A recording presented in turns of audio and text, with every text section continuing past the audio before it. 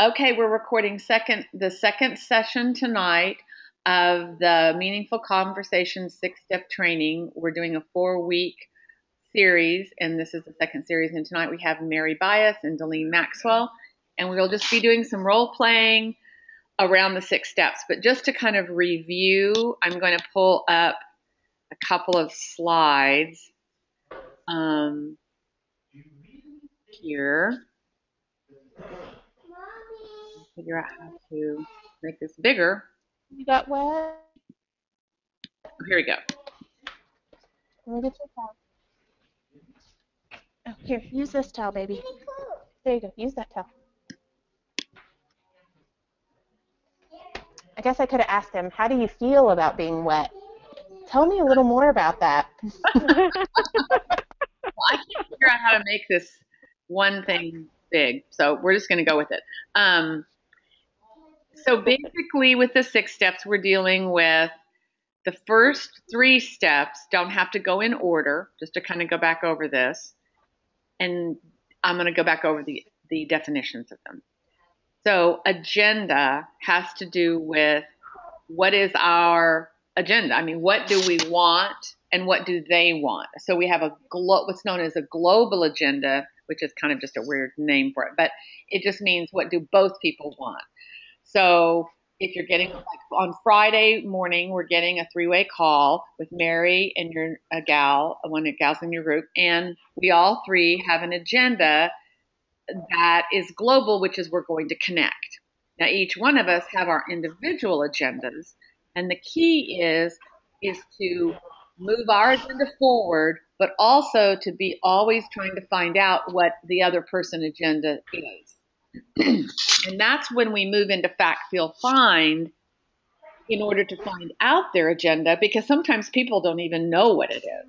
So one way to find out someone's agenda is to say, so what specifically has piqued your interest, or what specifically are you interested in, or what would you like to know more about? Now, the word specifically, when I learned the 6-step conversation, was encourage. And we're not trying to be manipulative or like we have, some secret language or something, but there's something about it that asks the brain to think specific. Prioritize. Yes, when you say that word. And so they have to think, oh, what is it that I really want? And then you wait, and then they'll start talking. And that's when you stay in fact, feel, find as long as you can, really, till they will give you enough information. One of the secrets to do is to take notes. And you can do that right in front of them. And you can say to them, do you mind if I take a few notes here while you're telling me what you're wanting to know about? And then at the end of that, you're going to want to reflect back. Well, what I hear you saying is, and you can go back to your notes. Now, you can put it in your own words, or you can read back their words. And at first, that feels kind of staged, maybe. But once you get used to doing it, people really love to hear what they've said back to them, because it tells them that you've heard them. And then if you have gotten something wrong, that's where it can be adjusted. So position, so that's what fact, feel, find is. That's what agenda is. Position is several things. It's positioning ourselves and positioning them. Positioning them is what we call edification. And it's really telling them what it is about them that we like, we see in them that's of value. It's a compliment, if you want to be that simplified. It's, boy, you're always on time, Delene. I just love that about you. I mean, even if it's something that, that's not small either. But if you can't think of anything else, you say, oh, I love your earrings. I mean, literally, that, will get someone disarmed. And again, it's not manipulative, but it's making a connection. And starting to connect. Now, women do this so naturally. We are always doing this. But what's fun is to be strategic in it. And that's the whole purpose of the 6-step conversation anyway, is to get a structure where we're strategic. Pam, Yes.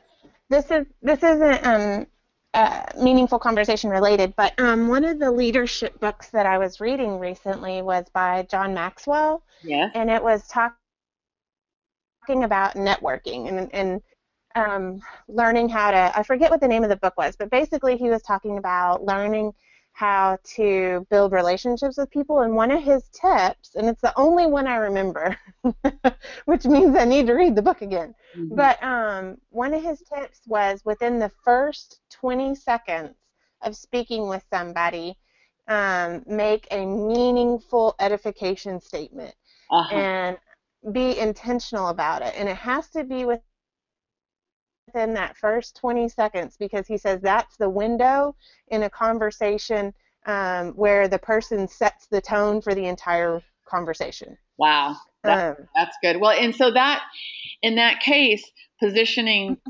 should be number one. So there's these 6 steps in there in kind of an order, but that kind of leads me into, well, what would you want to choose to be number one? Now, there's certain times when you might move right into fact, feel, find. Like, if someone sits down and they're clearly like upset, what's going on? Tell me what's going on. You know what I mean? And that happens sometimes too. And then the person just wants to dump their cup. Another thing with positioning, let me see. I'm going to make sure I'm telling you guys this right. There's the whole setting the time frame to find out. So do you have 5 minutes to talk? Do you have 20 minutes to talk? Let me see if I can remember which one talks about that. Yeah, agenda. Okay. Agenda is also time. So you want to make sure that you get permission about the time. Now, if you're meeting them in a coffee shop, or if you have a presentation, if you have a one-to-one and you've already agreed upon a time, you will already have set up, it's going to be about an hour. But if you're calling someone on the phone, the first thing you want to really do is set that agenda about time. Do you have a few seconds to talk? And then position. I've been thinking about, if you start with, I've been thinking about you ever since, or if you can always start a positioning with, I've been thinking about you, because that is an edifying statement. And sometime we might want to put some of these little phrases down somewhere, because I think they're important kind of to remember. But as people are hopefully taking notes on this recording, they can write that down. So all of this at the top of the circle, just to refresh us, is what I call the feminine principles: the agenda, the positioning, edifying, fact, feel, find. At some point, we want to move into some kind of a share or presentation. And now that can be anything from a formal in-home event. And by the way, at an in-home event, we're using these 6 steps. It's a little different, but we want to, in the first 20 minutes of an in-home, it's like a party. People are coming in, they're drinking shakes, they're eating bars, and we're asking them questions. We're edifying them. We're introducing them to each other and edifying each other as we introduce.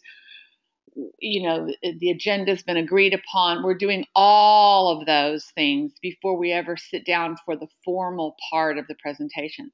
And then the way we do our in-homes, once we sat down to start that formal part, we tell our stories, which is positioning, but then we also allow them to tell their story, and it's a brief thing about, tell us, what motivated you to come tonight, to take time out of your busy schedule.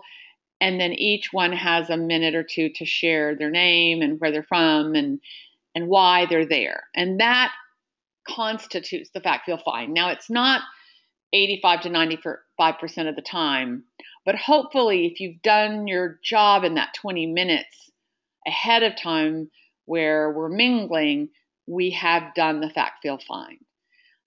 There's even a way in a large group of 200 people, and this is my biggest aha when I learned this work, is I immediately had an opportunity to try it out in a large group. And it's amazing how it works there too. Sometimes I forget to do it in a large group because I kind of get nervous. But you really want to just congratulate them for being there, positioning them, edifying them. Again, you obviously are someone who really cares about whatever the topic is. And let me ask you a few questions. And these questions, they often ask audiences when they start a presentation in a large group, will put them into this place of thinking and fact feel fine. And even if they're not going to be sharing the answers to those questions, it does bring it to the surface of their consciousness. Does that make sense?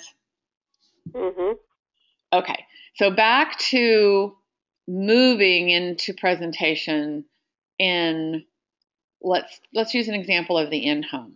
So you move into presentation, and it's really clear in an in-home. At the end of the presentation is when we want to be quiet and stop talking. Because that's where and this is something that we often do in an in-home, is we'll just do a presentation, and then we don't like those awkward silences, and so we just jump in. And new people will be nervous and they'll want to jump in. And really, if you'll just allow that to be, eventually options will come to the surface. And options is, let me go back to the other one, because this is kind of busy and I like to. Options is what we call summary. And we like to see things happen in threes because that's what people can remember. And when we go into the summary, it's what are the next steps. So oftentimes in an in-home, these options are being discussed in a more informal, one-on-one. The presentation's over, people are getting up, they're mingling again. The host or hostesses or the people will be going up to people and asking them, is there anything I can help you with? What would, that kind of thing. So we want the options, hopefully in an in-home presentation, are orders placed or some kind of follow-up to do, something that they would like to know more about, and hopefully in three things. And once you've done options, you want to stop talking as well. And then the open, it's not a close, but it's an open, which means they're going to go to whatever next step it is. Maybe it's placing an order. If you're having coffee to coffee shop, it's like, well, I'll send you that video that we talked about, or I want to get you connected with my business partner, and let's do the next thing could be a three-way call, or the next thing could be I want to invite you to an in-home, or the next thing could be, are you ready for the business presentation? So that kind of gives you an overview again. In a minute, we're going to start working on some specifics that Mary has. But I want to share with you one story that I don't think I shared last time about how you can do this, how this six-step conversation can work in a very short conversation. And I like to use the example of when I first learned this. And I was at the seminar and I'd actually learned this 6 steps. And my daughter Allison called me and I picked up the phone, and we had about 10 minutes in between session, and I was going to have to go back to the session. And I remember looking at my watch and thinking, agenda. And in the past, and I could hear in her voice that she had an urgent thing. And in the past, I would have not told her I only have 10 minutes. So I positioned her I edified her and told her if I did edification and agenda in the first 30 seconds, and I said, honey, I've only got 10 minutes, or maybe it was even 5 minutes, and but I'm here for you. I hear that you've got something urgent. In the past, I would have not set that up. I wouldn't have edified her right away. I wouldn't have set up the time agenda. Consequently, she moved right into Fact Feel Fine, which if you have, young people, she wasn't a teenager at the time, but she was in college, or I don't even remember how old she was, but there's still that part of mother-daughter relationship where they just need to dump their cup. So she had an issue and she needed to share. And I'm looking at my clock and all I keep doing is saying, tell me more about that. What else? What else? What else? And she kept talking. I thought, okay, she's going to end at some point. And sure enough, at some point, she did end her dumping her cup. And I waited. And then I said, would you like to know what I think you should do? So rather than, and I'm going to go back in a minute and tell you what I would have done in the past. So I'm just looking at this chart here right in front of me and following. And I said, so what I think you should do, or I sort of presented to her. I shared with her my point of view. And then she went into the summary and said, okay, you're right. I think I need to do this, this, and this. And so I'll go do that.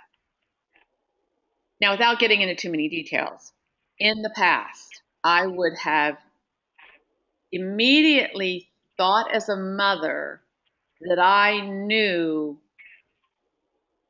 I might have let her get 5 or 6 words out, but I would have started telling her what to do. I would have moved to step 4. I wouldn't have set an agenda. I would have forgotten to tell her I only had 10 minutes.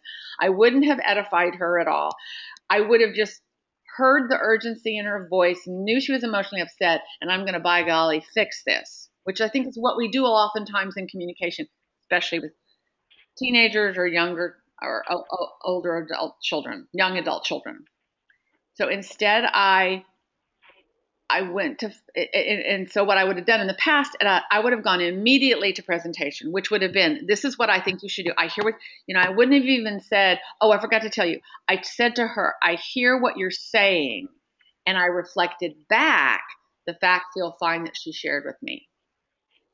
And in the past, I wouldn't have ever said, I hear what you're saying, and reflected back.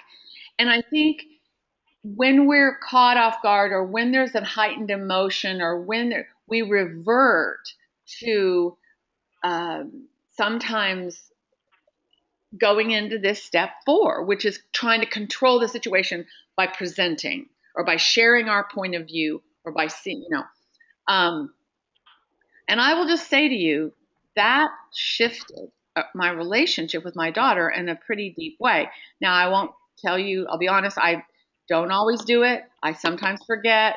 I still need to practice this. It doesn't always come naturally, but hopefully that can give you an example of how this can happen in a 5-minute phone call.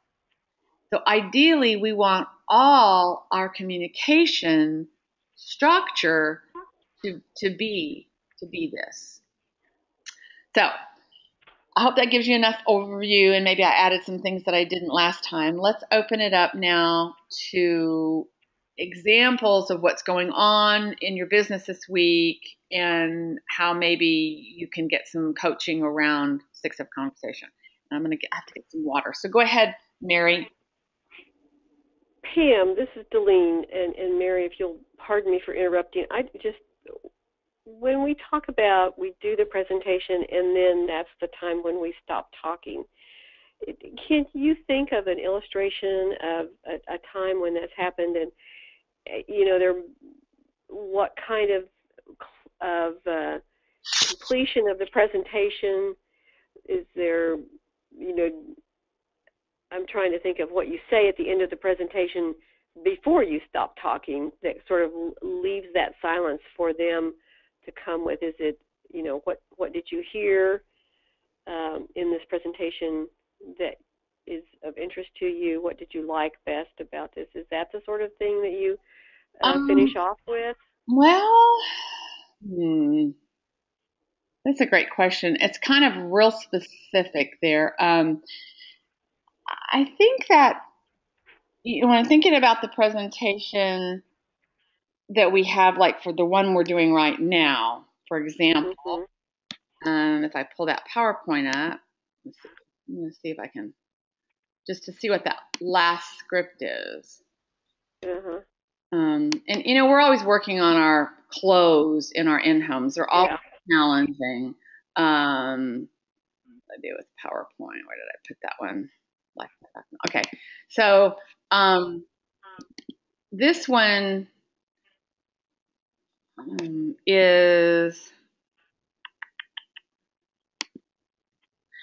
So it was something like, we're here today to introduce you to the best, most comprehensive nutritional system in the world, and we believe after you've heard all this that it's going to address a myriad of health issues for you. So we're passing around an order form with package choices that are going to fit any budget, and we're going to be around to answer any questions you might have. And in addition, we're going to pass out the which products do you use sheet. And so you fill that out, and there's some more stuff about Shaklee's numbers of products, and look at the sheet, and there may be a way that you want to redirect your spending to some healthier choices, or you may want to be placing an order for Life Plan. That's kind of the end of the presentation, and then you just shut up on that situation. Okay. Now with my daughter, it was, this is kind of what I think you should do. Sentence, sentence, sentence. Shut up. I see. And then wait, because and sometimes you do go back into fact, feel, find.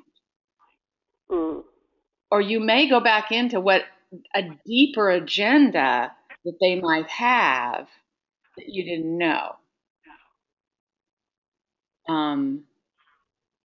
So, for example, I was doing a coaching session today, and this same 6 step is very important in the coaching process as well. So I was doing a coaching session, and we were talking about a 3-way call, and we were setting up this 3-way call, and I had done a presentation on what the 3-way call was going to look like and feel like. And then I was silent. And then the person that I was doing the call with asked me some more questions and said, so that means I'm not going to have something about, okay, let me see if I can remember how this went. So I'll just be listening in, and I won't be sharing much. It's going to be mostly you as the upline leader talking. And I thought, well, no one's ever asked me that before. And I said, yeah, I think that's just the way it is, because in the 3-way call, what you're doing is you're setting the agenda that you're bringing someone on to meet your upline. Your upline has the wisdom, has been in the business longer, and is going to answer the questions for this person. And it is important for that person to watch you edify the upline. It's not that I know more by any means, but it's the process. So I could hear hesitancy in their voice. And then I said, is there something? So I went back to fact, feel, find, because I knew there was something deeper, and said, is there something about that scares you or that's uncomfortable? And then we dug around, and then what else? Tell me a little bit more about that. What does that mean to you? Then they said something else, and then I said, oh, tell me a little bit more about that. What is that? What does that mean to you? So we got down to the bottom of some of their fears. And this is really an important piece, because oftentimes, and especially when you're presenting products with cost, they'll be going along. Let's say you're not coaching someone, but you're presenting. You get to the end of the presentation, and it's always about money, right? It's always about the cost. You're showing them the options. And then people then get scared. And you need to be able to then go back out of presentation into Fact Feel Fine and say, so tell me a little bit more about what you mean about, oh, I can't afford this right now. Well, tell me a little bit more about that. Can you tell me, well, it's, and they're scared, or they're scared to share some of this too sometimes. But, oh, my husband doesn't want me to spend money, or I'm just worried about this month's budget, or this is just seems so expensive compared to what I've been paying, or, and so then once you've let them dump their cup, tell me, okay, what else? What else? What else? What I hear you saying is, and you list it back, and then, you can come back into presentation again, because Right. they might say, okay, well, we've got a way where you can get your products paid for, or let's look at the good, better, best. So maybe with this, if you can't afford good, better, best, let's look at the Vital E. It's only going to cost you 22 cents a day. Or tell me again how bad you feel and how afraid you are of what the doctor told you was going to happen if you don't get better, if you don't do something about this, or whatever the situation is. You would go back into presentation, and then you would pause again and see if there was more fears to uncover. Go back into Fact Feel Fine, and then eventually they will come up with the summary. They will tell you, well, I want to do this, this, or this, or you can guide them if they don't kind of come out with it. It's a living, breathing thing. This thing. I mean, again, this is just a structure. It's a long-winded answer to your question, Delene. No, that was very good. Thank you. Okay. Yeah. Okay, so Mary, do you have an example of something you would like some coaching around? Yeah, so I guess, oh, I'll I have a few examples I could do. Okay. Like one, for instance, tonight was, I mentioned that my mother had contacted me and said that she wanted to learn about a few more products. Well, I had tried to call her, and she wasn't answering the phone. So I finally just wrote up in an email. I answered her questions in an email. And then I kept trying to call her. And finally, after the fourth day, she answers the phone. Uh-huh. And I didn't know who she wanted products for. I didn't know, if they were for her or if they were, for somebody else. I didn't know the story behind it, anything like that. All she had told me is she wanted something for Alzheimer's, and she was interested in the skincare, learning more about the skincare. Okay. And so the email that I sent her had detailed kind of the pathophysiology behind Alzheimer's, what different products were recommended, what they would do, how they worked, to help with that pathophysiology, and then I talked about the skincare and sent a video. Okay. In the email. So when she answered the phone tonight, I asked her to tell me a little bit about it, and so she said that it was for her. The Alzheimer's medications were for her, and so I had asked her, well, so tell me a little bit about that. And so she said, well, I have a new job and I'm having to work all the time, long hours, and it's overwhelming, and I'm not sure. I feel stressed out about it. It's a lot to remember. I feel tired all the time. I feel worn out. And so I said, well, for the cost of one of those products, when I was talking about Vivix, I said, you could actually get MindWorks and some protein I said, and it sounds to me like you're needing a little bit more energy to help with your workload. I said, can you tell me a little bit about what your diet looks like? And so she started talking about, well, when I wake up in the morning, this is what I eat, which is a cup of coffee and a packet of peanut butter crackers. Mhm. And then for lunch, she usually has chicken salad with crackers or a pimento cheese sandwich Mhm. and some fruit. And then for supper, because she gets home so late, it's usually like a frozen pizza or something like that. And she said, so I'm pretty sure I'm getting at least 50 grams of protein. And so I had my computer and so I looked up the peanut butter crackers and I said, well, from what I can tell, your breakfast has only like 4 grams of protein in it. And so I said, what if I could help you find a way to get more protein in your diet? And, we could talk about MindWorks or Core Energy, some type of product like that to help with your energy levels. Um, would that be okay with you?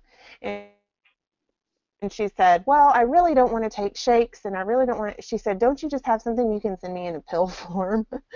And so um, I, you know, I, uh, I told her, I said, well,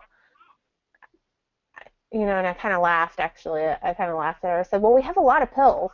I Mhm. said, I could find you something in pill form.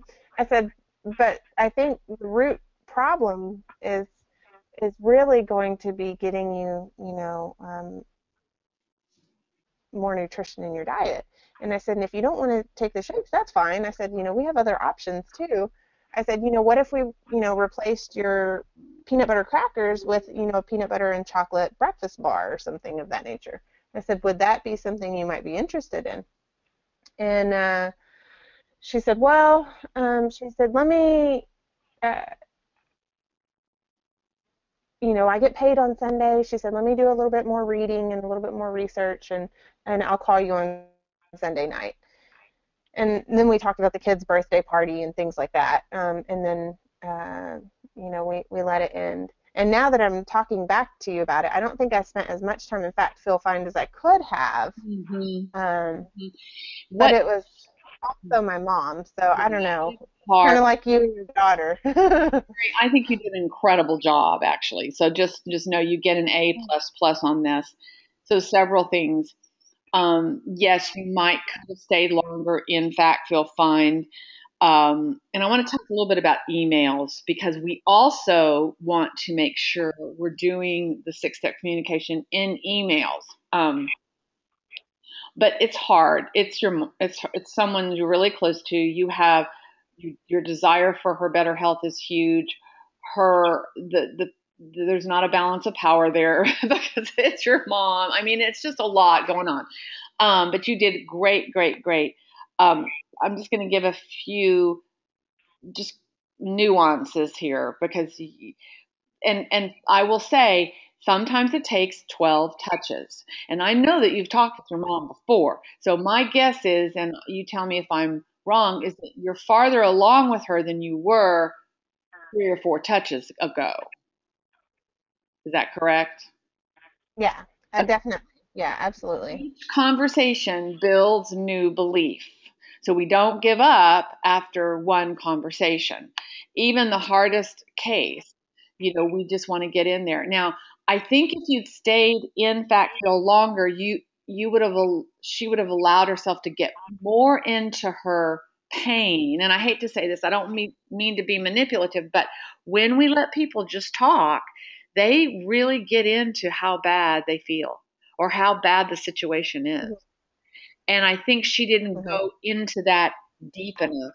And consequently, that's your ace in the hole later because you're going to go back to that because if she goes deep, Hmm. deep into I can barely function and get into the real pain of how bad she feels. And then that's really your presentation. You're telling and you're reflecting back. So I understand that you think that, so what was her concern? I'm sorry, what was the last thing that she was saying to you why she wouldn't do it right away? I forgot. What did she say to you at the end? Oh, she has to wait until she gets paid. Okay. All right. So, and that just tells me that she's not in enough pain because it's it's just, it's the money thing, the excuse. And maybe she does have to wait till she gets paid, but next time you talk to her, just allow her to go have a second conversation where you let her talk about how bad she feels again. It's just That's a good point because I also didn't reflect it back to her. So okay. I didn't tell her what I'm hearing you say is. So that's a good point too, is, I should have said, and tell me a little bit more, and then reflected it back. Yeah. But when she told me how tired and how run down she was, and see, that's a good point about the fact feel Hmm. fine, because what I had assumed that she was wanting, she had told me I want Alzheimer's, something Right. for Alzheimer's. So in my head, I was like, oh, it's, she's interested for my grandfather because he has, they think he has early onset Alzheimer's. Right. That's one of those mysterious, they never really know. It's a diagnosis of exclusion kind of a thing. So, Mm. um, but it does seem to run in his family. Right. So I had assumed she was asking for my grandfather. And so the entire email that I sent her really is, you know, um, a waste because that's not really what she wanted. Well, and it's And so that's also why fact, feel, find is so important too, because that really gets at what she wants. And so I should have spent more time in there. And then two, another thing that I wanted to say that I have learned from this, and I think I did a better job this time than I used to, and that is finding out their history already, because as important as it is finding out why they want to talk to you, you also need to know where they've come from so you don't Mhm. make these presumptions about their knowledge level. Right. Assumption. Absolutely. And you did really good with all of that. Um, I think that if we remember in an email, we also want to go into fact, feel, find. So you could have done a lot of the fact Mm-hmm. find in the email. Sometimes that saves us time. So tell me more about what it is that you're wanting. One little question, and then they'll email you back. Well, I want this. Oh, and so okay, so it's this. Let me make sure I'm correct in here. Make sure I'm getting this right. You want this and this. I mean, you can really get a lot of that out of the way sometimes in an email. Mm-hmm. The tendency is we have all this knowledge and our go-to is, oh my gosh, I know this can make them feel so much better, and da, da, da, da. And then we're often running on the solution, and the solution is the presentation, and but you, like I said, you did a really good job. It's yeah, you did great, and I think the next one you're going to get closer to the fact. Now, what I would do with, and this is what I want to say, if they really talk about how much pain they're in or how tired they are, you just want to, at the end, go back to the strength of your belief and just state it. And this is kind of going back into positioning or sort of presentation. And I will do this if you've done enough of number three, you are able to position again and just say with every ounce of your being, I know that when you get on this, you're going to paint the picture of the future.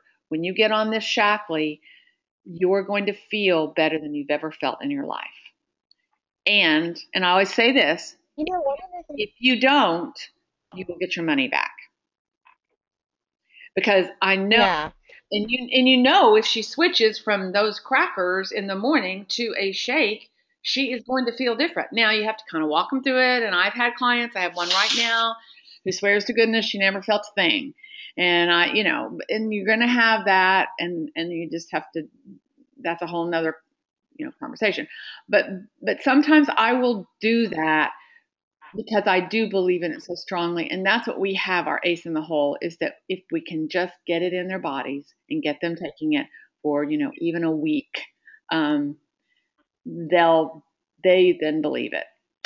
So I do get a little more strong on my position if they've told me how bad they feel. And then what's that worth to you? So another positioning is, oh, it's just too expensive. Well, what is the cost of how you feel? What is that costing you every day? Yeah. Um, wouldn't you? I should really pull a stronger position with my mom, and I might just do it next time. Yeah. But I really What think if I it's should to tell my lose? mom, Mhm. you know, I know what I'm talking about. I know the pathophysiology. Mhm. I know how these things work, and that I've improved my own health and my family's health with this, and I wouldn't tell you to buy something that wasn't truly good for you. Yeah. But I haven't ever done that and actually said it out loud to her. And I think if we Um, do the fact feel fine fully, we can position like crazy at mhm, the end. It really gives us permission to go back into positioning and also edify, you know, and an edification can be, I really care about you. I want to see you feel mhm, better. That's an edification. And mhm. and we can, I wouldn't be afraid of coming in strong, especially if you've done And listen for context and energy words and tell me about and all of that. my homework was to practice, and so on Friday I spent some time with a friend who's using other products from another company, and I I started the conversation and basically asked her, so tell me a little bit about the different products that you're taking from this other company. And she told me that she buys this pack and she only uses 1/3 of the product. So the other 2/3 just sit on her shelf because she can only buy the product that she wants if she gets the whole pack. Oh, wow. And yeah, and so, but as she was talking, she said, what I really should do is I should give those other two products to my husband because he really likes this company's products. And so as we kind of got to talking, and I let her talk a little bit about her husband and how her husband likes the products, I ended up basically chickening out and not saying anything else. Hmm. Um, Could you ask the so, specifics? Okay, so let me just throw this in here because this is coming to me intuitively. Could you just say, so tell me what specifically, go back to that word specifically, what specifically do you like best? What yeah. specifically does the product do for him? And get them to tell you more about why. And I think that's sometimes what we are afraid to lean into in a deeper way, is especially if they're doing something that, we think, oh my gosh, they're on that, like some Juice Plus. I'm just like, whoa, what is it? And if we find out that they believe it in their bones, that it's making them feel good and then they aren't, then we've done our fact feel fine, and we sometimes find out they're not a candidate. Now, I don't know that that's true of this person or not, but if they love the way they feel, if they're feeling really good, if they believe that this is making them feel better, we don't have a whole lot of places we can go. But I don't know if that's what she would have said Mhm. about him and these products. And another Yeah. thing that I would do in positioning ourselves, and I would do, since I've heard this new Dr. Colby's supplementation presentation. Have you listened to that one, Mary? Mm-mm. Well, you put a chart up on, I thought you had. You put it. Yes. Okay, Dr. Colby, the one about what goes into a quality supplement. I'm sorry, I didn't recognize the name for a second. that's I okay. did listen to that one. Okay. It was very good. Oh my gosh. I mean, if you could find a way to every single person, if you could find a way to get them into that webinar, oh my gosh. I mean, I think it would just be, it curls your hair. Mm-hmm. And now you're not ready. These people aren't ready for that because they've, first of all, spent all the money. It's in their cabinet. They have this belief, and you're just kind of, we're pushing in oftentimes in the fact they'll find what people's beliefs are. And we want Mm-hmm. to discover the beliefs, and it might have been you didn't push in enough, or it might have been you found out what you needed, and it's not that you chickened out, but that maybe you knew right now they're not going to, that belief may not get changed. Yeah. I don't know. I'm I really, have another girl that I had talked to her about the Dr. Colby, um, and she actually asked me about Shackley, and she told me she's using some company that's Dallas based, um, and I forget the name of the company, but all they make is protein shakes. That's their entire line of products is protein shakes. And she was telling me, I would like for you to look at this company and tell me why their shakes are so cheap. And they are a network marketing company. And they're apparently completely organic. But so she sent me their link, and I looked up what I could look up. And so, and I sent her back, these would be my questions for the company, is basically what I told her. I said, looking at their website, I'm not able to see, where their raw materials come from. I'm not able to see how their materials are tested. I'm not able to see how their quality control is done after the production. I don't see that they've done any clinical studies on their products. I sent her all that, and then like a week later, that webinar came out, and so I sent that webinar to her, and I was like, oh my gosh, I thought of you when I was listening to this. This is excellent. This is exactly what I was talking about when you asked me to look over those products. And so she said, thank you very much, but I haven't followed up with her just yet. that's a good inroad, and that's a good one to do. Um, there's certain times when we do want to position ourselves. Right now in our presentation, we get to say we are the best, most comprehensive nutritional program, in the world, or whatever we get to say here. In the world, yeah, nutritional system in the world, right here. And legally, that wouldn't be on there unless that was true. Mm-hmm. So we can, if it's appropriate, position that and go into that position. Okay, is there any other thing? We got about 4 more minutes, and I've got a quickie, I think. okay. I've got a gal that I had a one-to-one with, and she's just out of college, and she's got her first job, and she's having a lot of problems sleeping. She has a lot of insomnia and just some other malaise, kind of low energy, a real sharp gal. And so she signed up with Vitalizer. I mean, I made some recommendations about the things that I thought would help her, the protein.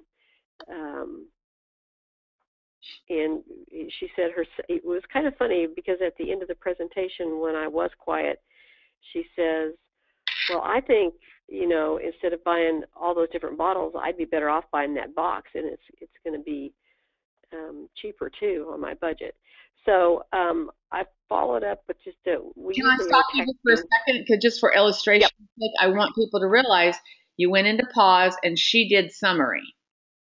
Yeah, that's what happened. She did the summary. Because if people really get it and you give them time to think, they'll figure it out, and you won't have to do the summary. They'll do it. So that's really Mhm. good. Go ahead. That was really striking to me as you were talking about this earlier. So she had me suspend or hold off on her next shipment of Vitalizer, and I didn't really do a good job of following up, but I did follow up with her today because we're doing some other business with where she works, and so we kind of got two hats in the ring. But so after that was done, I just texted that I wanted to check in with her on how she was doing with her Vitalizer. Had she been consistent in taking them? Because I encouraged her to be consistent on a daily basis so that she could feel better. And she said, I haven't been consistent. I actually don't like taking them. There are so many. It's a huge ordeal to take them, LOL. So I'm thinking, I need to, tell me more about that. Probably call her and not just do it on a text. Mm-hmm. Tell me about that. And let's talk also about how you've been feeling and why you got on these in the first place, so that you could sleep better, and what else is going on with you. Yeah, excuse me for interrupting, but before you go there, you got to let her tell you about her inability to be consistent, because that's the thing. Why is it an ordeal for her to take those pills? And why does she feel like it's so many? Right. Yeah. And what she's going to tell you is something about her own personal thing that's got to do with fears, resistances, any number of things. And you're going to have to reflect that back to her and say, what I hear you say. And sometimes it's really important to add in, I know how you feel. I felt this way, and I found that. And even if it's not, you didn't have exactly that situation, we all have had a place in our life where we weren't self-disciplined, right? And where we take care of ourselves, and where there was something we resisted, we didn't know what to do. So what happens is, if they feel like if they get to really dump their cup about their inability to take those products or their lack of consistency, and really you hear them out, reflect it back, then they'll feel hurt about it, and oftentimes you can become their advocate and support person to do it. And then that's when, Jillian, you'd bring in, I know you remember what you told me about how you felt, and I know that if we were work together, it's gonna make such a difference in your life that you're gonna want to get up and take them. And it does. Lots of times people say, I can't stand the way it tastes, and they don't. But you know what? What happens in the body, and this is the truth, is after the 4th, 5th, 6th, 7th day, the body falls in love with it. And I think it changes your taste buds. Because it did for me on the soy. I didn't know if I was going to be able to tolerate the soy, but I was determined to take it for 7 days straight because I felt like it was going to make a difference for me. And I can definitely say I know how I hear what you're saying. I know how you feel about it seeming like a lot of pills. I felt that way too, but I was determined that I was going to give it my best shot, and when it improved how I felt, it was really worth it. And then it was easy for me to take all those pills. Right. It does change your taste buds, because you kill off all the bad bacteria that are craving the sugar. Yeah. So it does change your taste buds. Yeah. But one of the things that when you're talking about being empathetic and doing the I used to, then I, now I still love what Carlos said at conference when he said one of the most powerful things you can tell somebody is I understand. And he said, you're not saying I agree, because you might not agree, but you're saying I understand. I understand where you are, and I understand, where I am, and, I can see the gap, basically. And I love that, and I use that now, I understand. Because it's just so easy to say. And especially if you are repeating back what I heard you say, not they do feel heard and understood. So that will be on my to-do list following up tomorrow with her. Yeah. I can't believe she feels like it's an ordeal. You Mm-hmm. know, it's much more of an ordeal to open all the different, bottles or, It's the much more of stripping. an ordeal to be tired because you couldn't sleep. Yeah. Yeah. Yeah. Okie dokie. Looking at the time, and last time I was y'all got the recording okay, so now I'm forgetting how I did this again. Oh well. Don't forget to tell us the homework before you close it out. Okay. Well, basically, just I think the most important homework is to come back with stories of, is to get into action and do your 6-step conversation, even if it's with a teenager or your husband, and practice it every day. And if you're too scared to practice it about Shackley, just practice 6-step conversation with somebody else, a stranger or a loved one is even harder. And then if you're in action with your Shackley business, for sure, you can do it with a lot of different ways. And you know what I didn't go over was this piece on a 6-step conversation around managing your customer base. And I think I'll go over that next week, Mary, for you, and that'll be a good topic for next week. So that enough good homework for you? Sounds good to Yeah. me. Okay. I think I just. Thank you so much, Pam. You're welcome. You're welcome. So Yes, thank you. y'all take care, and I'll be sending this out to you right away, and you can have it on file for your other business partners. Wonderful. All right. Y'all take care now. Okay. Good night.